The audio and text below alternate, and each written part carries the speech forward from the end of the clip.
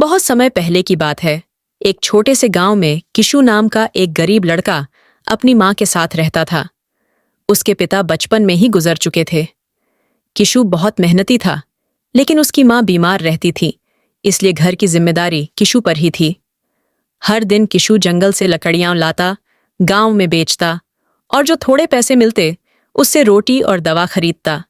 लेकिन कई बार तो उन्हें भूखे पेट सोना पड़ता। एक दिन किशु बहुत थक कर पेड़ के नीचे बैठा था, तभी वहां से एक साधु बाबा गुजरे। उन्होंने किशु की हालत देखी और पूछा, बेटा तुम इतने उदास क्यों हो? किशु ने रोते हुए कहा, बाबा मेरी माँ बीमार है, हमारे पास ना ठीक से खाना है न दवा। साधु बाबा ने मुस्कुराते हुए अपनी झोली से एक मुट्ठी चावल निकाले और कहा, ये जादुई चावल हैं, हर दिन इनमें से सिर्फ एक दाना लेना।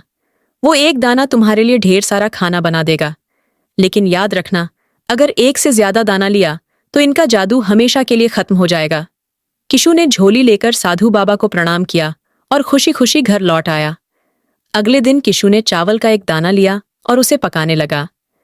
देखते ही देखते वहां ढेर सारा स्वादिष्ट खाना तैयार हो गया। माँ और बेटा दोनों ने पेट भर खाना खाया। अब हर दिन एक दाने से दोनों का पेट भर जाता। धीरे धीरे माँ की तबीयत भी ठीक होने लगी। किशु के पास अब खाने की चिंता नहीं थी, तो वो पढ़ाई करने भी जाने लगा। लेकिन कुछ महीनों बाद किशु के मन में विचार आया, अगर मैं एक नहीं 2-3 दाने लूं तो और ज्यादा खाना बन जाएगा।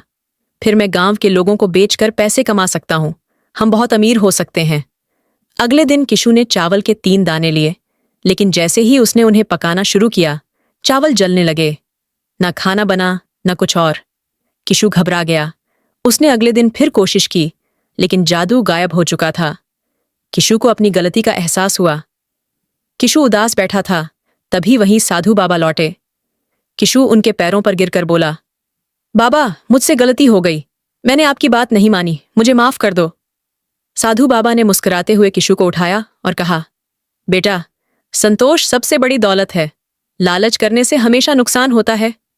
याद रखो, जो भी ईमानदारी और मेहनत से मिलता है उसी में सुख है। साधु बाबा ने किशु को एक बार फिर जादुई चावल दिए।